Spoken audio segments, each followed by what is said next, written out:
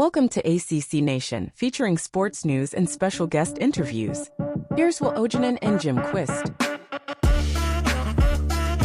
As always, a lot to talk about on ACC Nation this week. But we're going to start out with some of the things that are going on in winter and early spring sports. Will, let's talk a little bit about NWCA Top 25 Wrestling.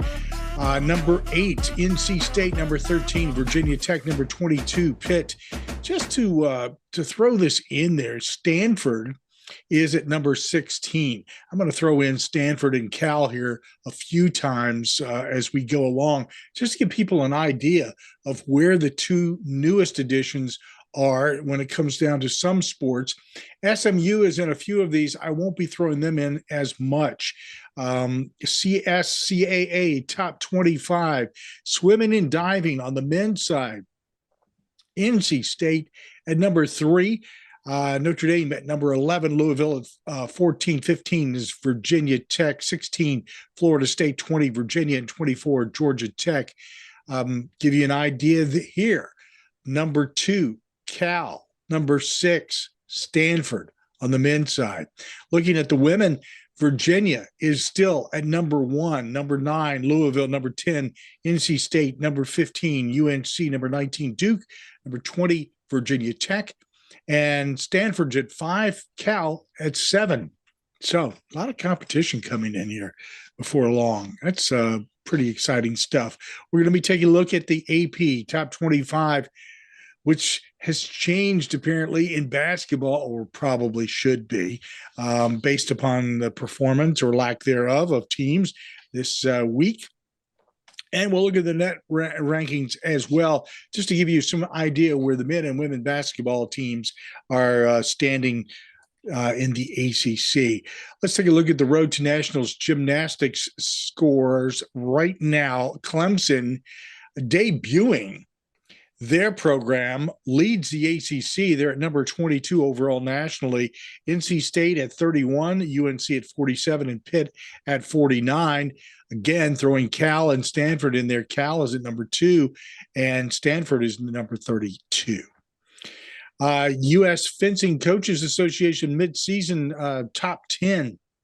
On the men's side, Notre Dame is at number 1, Duke at number 10. On the women's side, it's Notre Dame at 2 and Duke at number 5. NCAA golf rankings team-wise, men, UNC number 1, Virginia 10, Georgia Tech 12, Florida State 13, Duke 25. On the women's side, Wake Forest leads at number 1, Duke 16, Clemson 17, FSU 21, Virginia 23, and UNC at number 25. D1 softball, yes, we are into ball time. We don't have our first full week of baseball top 25 action yet, but we do have softball rankings. And this is how it looks in the ACC. Duke is at number 7, Florida State at number 8, Clemson at 10, and Virginia Tech at 16. Virginia Tech debuting out of the unranked this week. In USILA men's lacrosse rankings, Notre Dame is number 1, Duke 2, Virginia 3, Syracuse 7, and North Carolina, 19. IWLCA women's lacrosse rankings, Boston College is at number 2, Syracuse at 5, UNC 6, Notre Dame at 8, Virginia 16, Clemson 21, Duke 25. Let's look at some of the winter and early spring sports and how teams are ranking so far. Let's take a look now, Will, at what's going on basketball-wise. Wow. I have been speechless all season long when it comes down to men's basketball. And it's no different this week. We are in the middle of February. What can I say other than, I thought we made it pretty clear that you needed to either or get off the pot a couple weeks ago at this point in the season. And it looks like everybody's doing the first part of it pretty effectively. So, man, let's talk about what's going on here. We've got at least in the latest top 25 men's side of the AP, the three teams. Okay, UNC, Duke, and Virginia.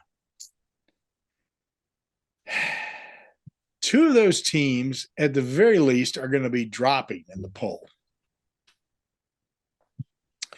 and with good reason. So we'll start with UNC. What happened? So there's a quote I always remember from the late great Roddy Piper, where he would say, "Just when you think you know the answer, I change the question." I Mm, think that's kind of what's gone on with ACC basketball lately. Just when you think North Carolina is the best team in this league, they're running away with it. They have like a 2-3 game lead. All of a sudden, they lose 3 of 5, losing inexplicably to Georgia Tech, beating Duke. Cool, yeah, that's rivalry game. Records don't matter in a rivalry game. Losing at home to Clemson, excusable loss, kind of, but Clemson is what, 2-60 something come at on their now. place. Come on now. Yeah, Really? barely, they barely won at Miami. Miami is not that good this year. And then the Syracuse loss was, I thought, was kind of a strange one. And the thing of it is Carolina's defense has actually been pretty good lately, like over the last, handful of weeks. Yeah. And why the defense had so many issues, I don't know. But this is the thing. The thing about Syracuse, especially, is just you can control their guards, Judah Mintz and JJ Starling. If you can control them, you can win very well. You have a really good shot of winning against them. The problem is they combined it for 48 of Syracuse's 86 points last night. Both shot the ball really, really, really well. Judah Mintz, 8 of 11 from the field. JJ Starling, 9 of 15. He hit 3 threes. So that's 17 out of 26. And that was over half of the Syracuse's field goals right there. Um, they're a really, really good backcourt duo, Mintz and Starling are. And just for whatever the reason, Carolina could not contain them last night. They've and then and this has been kind of the theme lately with Carolina. Their defense, especially against guards, has not been as sharp as it has been earlier in the season. It's not like um they've been playing some good guards. It's just for whatever reason, it's just now they're just struggling right now. And it's not like, other players have been stepping up. I mean, RJ Davis had 19 points in this game, 7 of 17 from the field. That's not too bad. A Baycott, 14 points, 10 boards. That's a solid game. Harrison Ingram at 14, 11. He's been really, really good for the Heels. He's turned it, but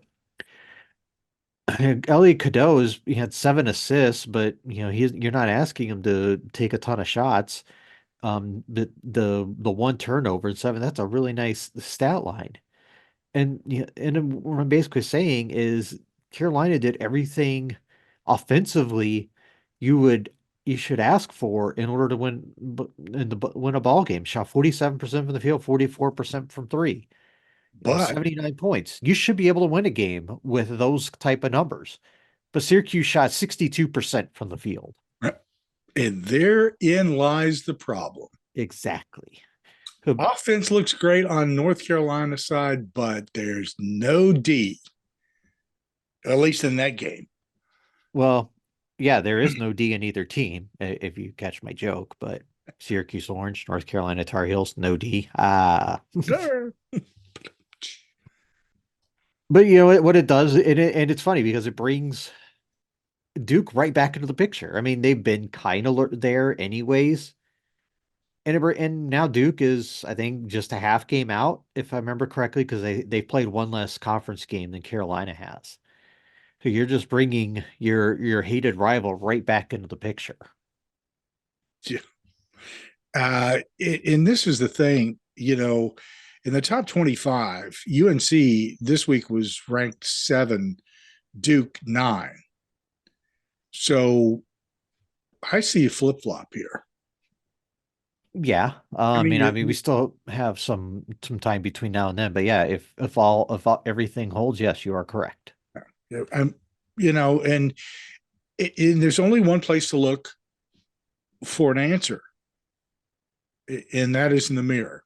And that's for both teams because Duke has even though they have been inconsistent in some areas, there is this underlying current of consistency. I almost hate to use that word with Duke this season, but we'll just use it you know, flamboyantly here. Consistency in that they're just there. And North Carolina, you look in the mirror and you go, okay, well, we thought you were being consistent. Hmm. Just as you were pointing out, they have been playing some awesome basketball. Then all of a sudden, it's like, hello, what's going on? And again, it's hey, you can perform all you want on offense. You can be the best offensive team in the world, but if you're going up against anybody that can do the same thing, it's a race to see who gets the most points on that board. Sometimes it's not going to be you, Hmm. no matter Yeah. how well you're performing. Yeah, just kind of looking things over, and it just kind of blows my mind that there's only 6 games left in Carolina season. Hmm. And they 4 of them are at home. The only 2 road games left are at Virginia, which is a week from Saturday on the 24th, and then obviously at Duke to close the season on March 9th. So they have, and all 4 home games are very, very winnable. Virginia Tech, Miami, NC State, Notre Dame. I mean, NC State could be, they're they're a rival, they're one of the chief rivals, so that should be a very feisty, competitive ball game. But yeah, and Virginia Tech on a good day can shoot with the best of the best anybody really.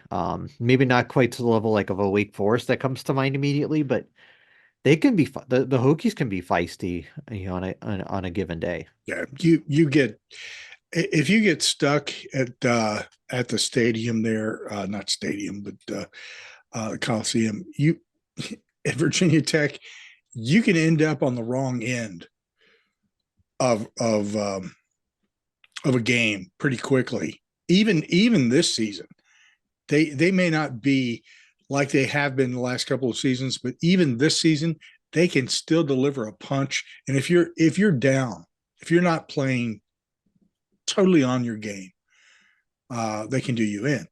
Now on the road, that's a whole different ballgame. So let's blow on those dice and roll them, baby. Hmm. See what happens. Uh, Talk to us about Duke, man. What again? I hesitate to use the word consistency because it's really not, but then again, it is. And to just sort of be lurking there, waiting for North Carolina to come walking by the alley so that they can reach out with a lead pipe and pop them on the head. It kind of feels like we're in that situation, especially with the end of the season. If Duke takes their game, that final game with North Carolina, that's exactly what's going to be happening. It's the old lead pipe to the head routine. The funny thing is Duke has won 6 of 7, but it just never really felt like, for the most part, they just haven't been very dominant. I mean, they're winning games by like double digits, but it's never been, maybe the exception of like Notre Dame, for example, where they're, where there was a little bit of peril at some point during the game. The There's Clemson no game, I think, was, I mean, it was very questionable at the end. the foul call, not the one at the end of the on Clemson's end, but the foul call that gave Duke the winning free throws. I didn't think that was a foul, um, but I also didn't think the end game was a foul to either. But won at Blacksburg by 10. Beat Notre Dame. Yeah. The Wake Forest game, I will give them. That game was at home. They won by 8. I think they really do need some dominating performances. But they have a tricky schedule up ahead. At least the next 3 games, they go to Florida State, and Florida State's not what they were 3-4 years ago, but they're still a good team. I mean, they can shoot if they can get going. They're going to be hard. They can be hard to beat. Miami at their place is a tough place to play. Wake Forest and in Winston-Salem, that's going to be a very intriguing ball game. Yeah. And then they have 3 of the final 4 at home. Obviously, as I mentioned, Carolina, but they also get Virginia in that stretch. So there could be a couple of tough games there, but I mean, by no means is this race decided between with these guys in the ACC, and we'll get to Virginia here shortly, but you can't necessarily rule them out. But Duke, like I said, Duke's won 6 of 7. That one loss to being North Carolina. They have been, like I said, they've been a bit inconsistent. I mean, Filipowski's been a bit up and down. The freshman Jared McCain has been kind of I think you can make an argument he's been their most consistent player on the team. I mean, Jeremy Roach is obviously pretty good too, as a really good ball handler. Proctor's been inconsistent. Mark Mitchell is kind of a catalyst. He's a glue guy. He's a really, really big factor for this team. I just don't know if they're good enough to win a national championship, though. I'm just looking at who are anyone who, if I'm going to choose who among all the teams in the ACC, if I'm going to pick one team to win a national title, it might be Carolina, but I'm still not fully convinced. I mean, they can do it. I mean, we've seen, especially with the way they've been playing lately, but if they can consistently play their A game, yeah, I think they can do it. But Right. They haven't been playing on their A game in quite some time, probably since what? The end of January? Yeah, I was going to go back to maybe the 3rd week of January. Yeah, probably the moment they blew out Wake Forest by 21 at home. I mean, yeah, they won at Florida State. It was a tricky game, but ever since, they've been alternating wins and losses. So I still feel like if they figure it out, I think they can go a long ways. Yeah, I wholeheartedly agree with you, Will. I think that North Carolina has everything that you want in a team that can go at least to the semis, at the very least. Okay. Now, at this point, I'm just so befuddled about what's going on with that team that I don't see them being a national championship run type of team. Duke, no, I don't see, by luck, they could get to the semifinals. And now saying that, I'm going to end up eating my words because they'll end up pulling off a national championship or something. Yeah. And I really don't see anybody else in the ACC at this point going much further than maybe quarters at best. And that might be asking a lot right now, to be honest with you. And I do demand a lot. So. Oh yeah. How many years have I known you? You've asked so much of me. So much. No wonder I'm still around. That's why you have all that gray hair, man. All right, let's get to Virginia, because this is the one that just keeps befuddling me. And so help me. Here, I will only say this one time. For anybody out there in message boards and whatever, and I've seen this from time to time, it's so stupid, talking about, Tony Bennett ought to be on the hot seat. Here's what I've got for you. I am going to squeeze your neck. Um, Well, you little. that's it. Snapperoo. Let's talk about what's going on with. Look, teams have ups and downs, and they have periods where it's like it's not going to be an instant recovery. All we got to do is take a look at North Carolina. All we have to do is take a look at Duke because hey, let's be real here. They're not that powerhouse that they were a couple of years ago. Um, so everybody has that those ups and downs. This has been a season that has been, you almost feel like they're getting ready to break through, and then they have a game like they did this week. Yeah. I'm fully convinced Pitt should just play the rest of the season on the road. They are a totally different team. Yeah, very true. So there are two teams in the ACC with 6 road wins, which is the most by any team in the conference. Carolina's one of them. The other one, those aforementioned Pitt Panthers. Because they won at Duke. Remember Blake Henson going up on the scores table at the end of the game and getting a healthy taste of bird at from the Duke faithful. Mm. And then he basically I mean, he didn't go doing the exact same thing, but the game performance was very similar in the Virginia game to the Duke game. 27 points on 11 of 19 from the field, hit 5 threes, and really 3-point shooting is kind of the story of the game. Pitt took 32 threes, made 14 of them. That's 44%, which is a really strong percentage, while Virginia was 4 and 14, which yeah, I mean McNeely was strong. He only hit 2 of 6. Groves was 1 of 4. That was you kind of expected, especially with Groves, a little bit of regression because he was not going to basically be as automatic as he's been, and you expected that regression to happen at some point.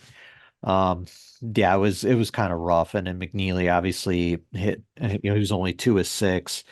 But I think the thing that impresses me most about this Virginia team is the way Reese Beekman has really become a factor on offense. He led the team in scoring in this game, 19 points, had 6 boards, 5 assists. He's become a really well-rounded basketball player. He will definitely be somebody that will get drafted in June. Yep. He's really what I wanted from him, to come back to work on when he, in terms of coming back to school, he has done that, and he's been a really big factor. The issue still continues to be front court stuff. I mean, surprisingly, Jordan Minor only played 8 minutes in this game. They went with a lot of, like, say, Jacob Groves, and they played the freshman Blake Buchanan. They're just not getting a lot of contributions from the front court, and that's going to hinder them in certain matchups as going forward. Now, we could be overreacting a little bit. This was Virginia's first loss in 8 games, snapped a 23-game home losing streak. Um, Pitt is a team, like I said, they played, one of their best games of the season against a team that has been very locked down on defense lately. I mean, remember, they held Miami to 38 points here recently. But I kind of wonder something if something's a little amiss with the Virginia team right now. It's not going to get much easier the rest of the way. Wake Forest at home on Saturday is going to be a very tough matchup. As we know, Wake can score with just about anybody in the league, and they lost by 19 to them in early January.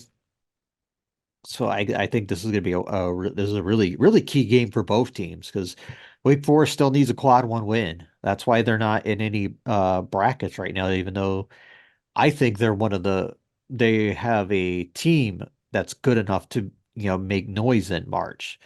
Yeah, maybe they can maybe, I think they beat Florida earlier in the season, so did Virginia. So Florida can continue the path they're on, that would help as a quad one win. But Wake needs to make their own bit of luck here, I guess you could say, and get a quad one win if they were able to beat Virginia on Saturday.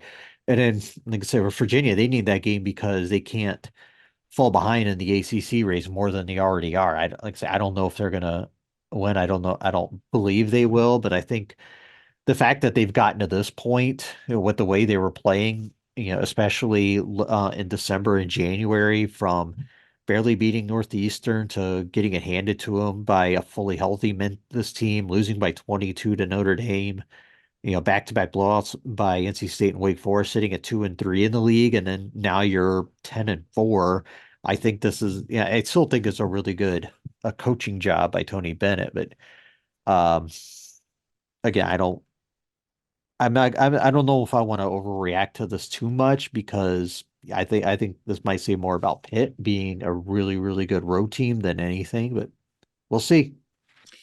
Um, I just think that as you get further into the season, a lot of these teams, as we see with any conference, since we focus on ACC, obviously, we see it with ACC teams. They start to gel, they start to mature, and they come into their own, and they start to deliver. And that certainly applies to Pitt. It applies more and more to Syracuse. Wake Forest, I was thinking it was going that direction. Maybe I'll stick with that for a while. Um, I'm still not sure what the hell to think about Clemson. I'm Yeah, just befuddled there. completely agree with you. I mean, it feels like they're safe as a team in a tournament, but as we talk right now, they're losing by 4 in the second half at home to Miami. I, yeah, I've made it known I'm not a big Brad Brownell guy, and this is a team that has had some, questionable losses. Remember, they lost in double overtime to Georgia Tech. Lost at. I mean, obviously they lost at home to Virginia. They lost at Duke by one. They lost at Virginia Tech and Miami. So they lost at Miami. So if they lose tonight to Miami, they're going to get swept by these same Hurricanes, and that's not good. Or a team that's sitting a very nice 69th in the net rankings is the Hurricanes. So I think this is yeah, I mean it's not going to hurt them too much. It's not going to be like a quad three loss or anything like that, but you can't keep losing these games and expect to be in. No. Speaking of net rankings, UNC is at number 11, Duke at number 16. Clemson is at 29, Wake Forest 37, and Virginia 41. Those are the top 50 ACC teams. So, so yeah, you're right. This Wake Forest Virginia matchup is critical for both teams. Clemson, if they lose to Miami, this is going to really ding them hard. You start pushing more and more people out of contention for getting a shot at the tournament. And I don't see anybody stepping up there and filling those empty spots. Would be funny. Remember last year, I think they were fourth in the ACC standings and didn't make the tournament. And we're talking about them as a team that is for right now safe in the NCAA tournament. But if they lose to Miami tonight, they'd be like in ninth place in the conference. Yeah, and here's the thing, Will. I think that once you get into the ACC tournament, that if you don't perform well, you're done. So you could be ninth in the ACC, come into that tournament and run it, and maybe even get a title, and come out of that smelling like roses. But if you lose like your first game, you're done tournament wise. You're done. Yep. No more offers, and it's just a repeat. It would just be a repeat of that frustration from last year. And as you point out, Brad Brunell is yeah, he's the root cause of this team just not pushing through the wall to get to the other side. Um, tell me, somebody, tell me I'm wrong. Tell me I'm wrong, because if you, I mean, here's the thing. Dude has all of this stuff that suddenly, he starts off doing really well, and everything is like, oh yeah, well, Clemson's doing well, and then the next thing you know, it's like you just went off the cliff with the rest of the lemmings into this deep dark hole, and it seems like the same thing year after year after year. You get these, oh yeah, he saved his job, he's going to be back next year, yeah, it feels good and all that. And then you get this, yeah, how many games have we lost, in a row? Or On December 29th, they were 11-1. Since then, they are 5-6. That's inexcusable. It's inexcusable. That all comes back to the coaching, to the head coach. You can say, oh, well, it's the recruitment. You get somebody better to recruit. No. Your head coach is responsible for every single thing that goes on in that program. So if your team is not performing up to snuff because, okay, well, we just can't get players of a top quality to come to Clemson. Bull. Come on. DJ Hall. We just can't get somebody who's a good recruiter in here. Oh, there's a good recruiter. I'm not a recruiter, guys.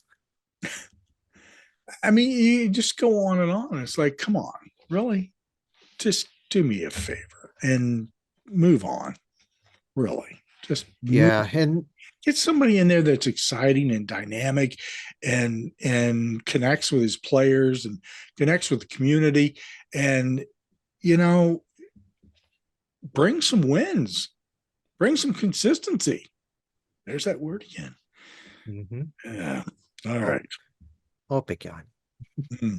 Let's talk about women. We can always talk about women. Let's talk ACC about Nation After Dark. Here we go again. On the women's side of things, we have in the top 5 are South Carolina, Ohio State, Stanford, Iowa, and Texas.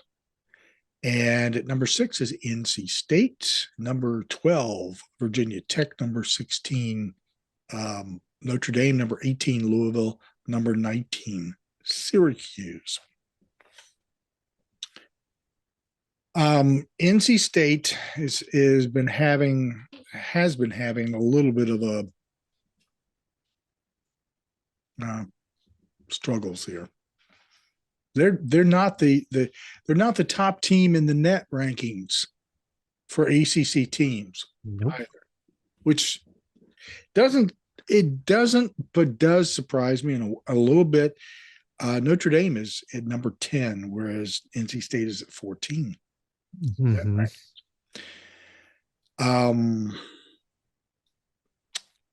NC State.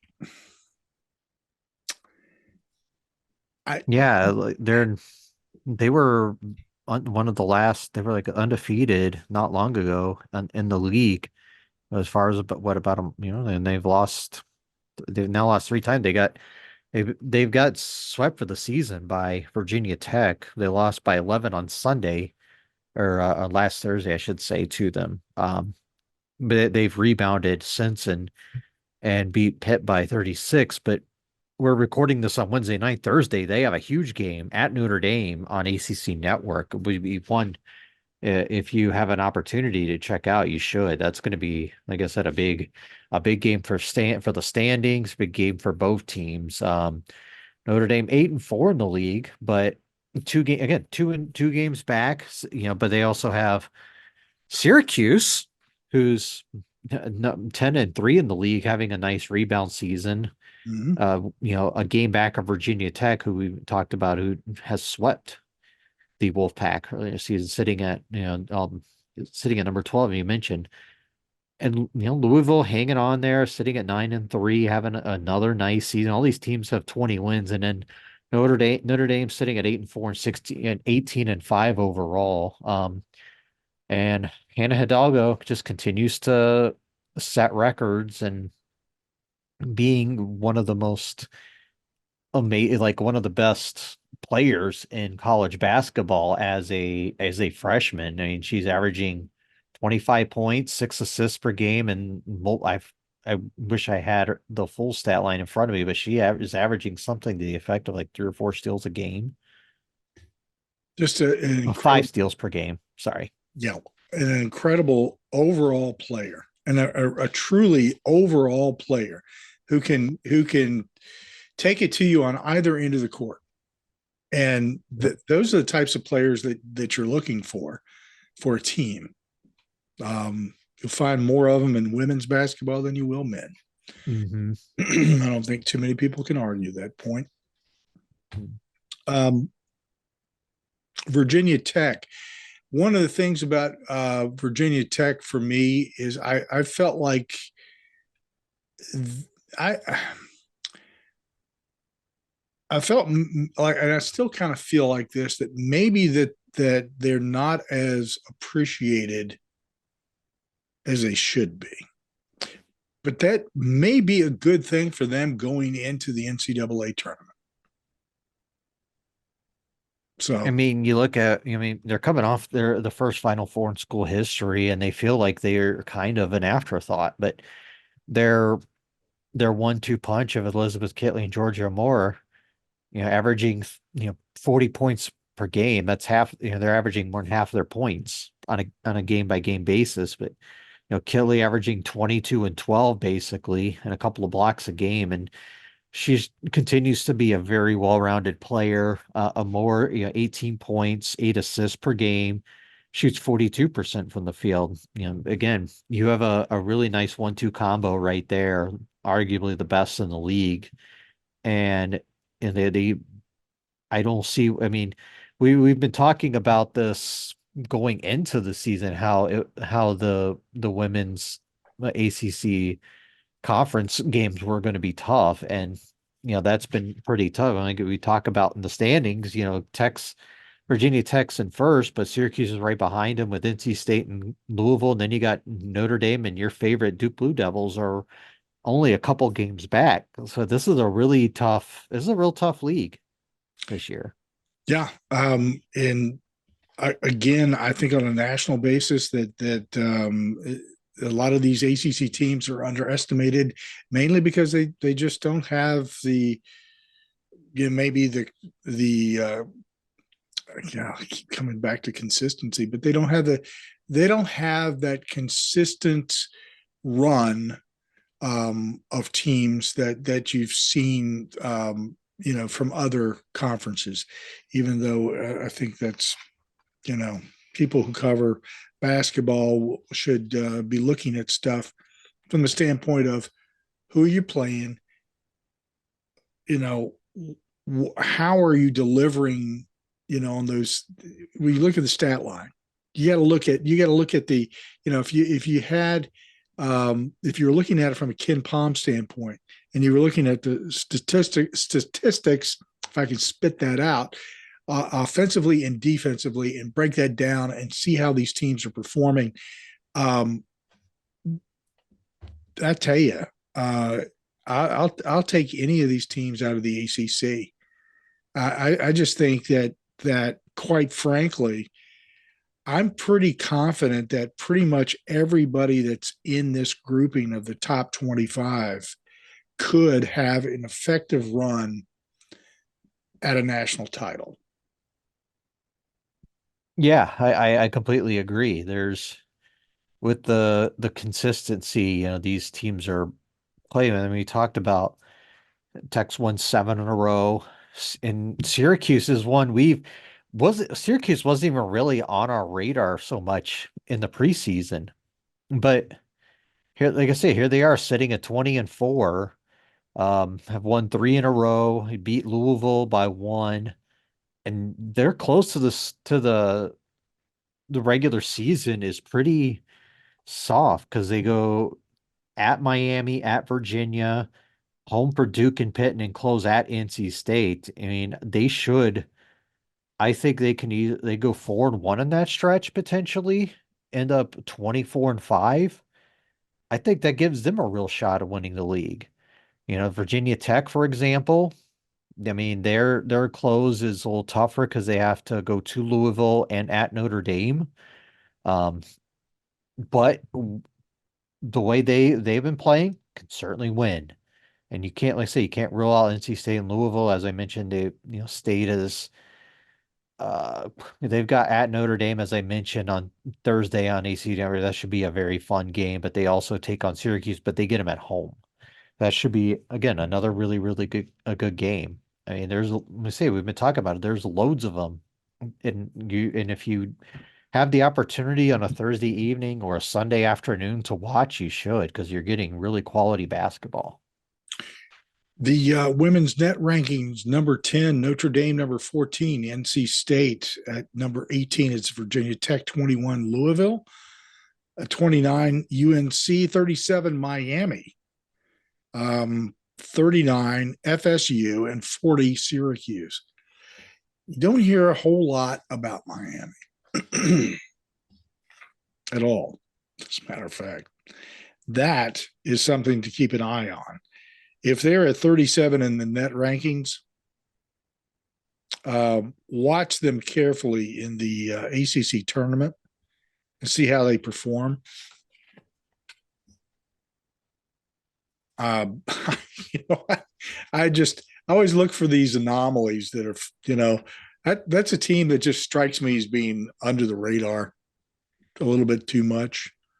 Yeah, I mean, they're it's weird because we've thought of them being, a top program in the recent standings in recent years in the ACC, but with the some of the departures, they're not quite what they were. I mean, they're 6-6 over in the league and 16-7 overall. I don't have bracketology up in front of me necessarily, but I don't know if that it's good enough to get them in. I would probably not. At least a reputable one like we have coming up next week. Actually, look, the one I just randomly pulled up has them in. So on the 9 line, which isn't bad. I mean, I don't have our future guest Megan's bracketology up in front of me, but I'm sure she'd have them in too. But it shows, how deep this league is. Speaking of, and it's a good reminder, Will, we're going to be having Megan, and then on Wednesday we will be having Jason. So if you want to check out the latest bracketology from her hoop stats.com,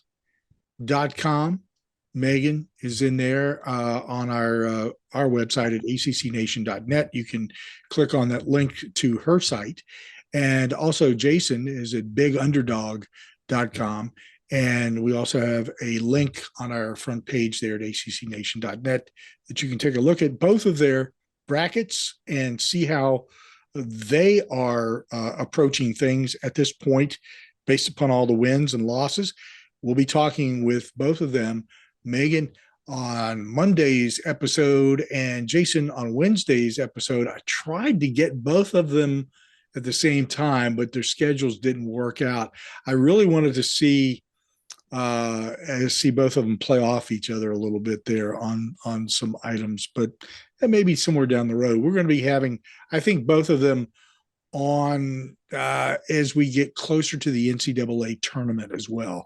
Right now, I just wanted to get a good look at what's going on at this point in the season because we're getting very close, as you point out, to the tournament for the conference. And it's nice to see where people are at that point and how far maybe that will take them or what they need to do in the tournament in order to get into this NCAA tournament. So, yeah, and say selection Sunday for both are about a month away. So it's a good time to get both of them on to kind of see where things stand as the legendary horse race announcer goes, and down the stretch they come. Thanks for listening to ACC Nation. Be sure to listen, like and subscribe to our podcast, radio, and YouTube channels by visiting accnation.net. Follow us on Instagram, X, Facebook, Mastodon, Threads, Blue Sky and Reddit at ACC Nation.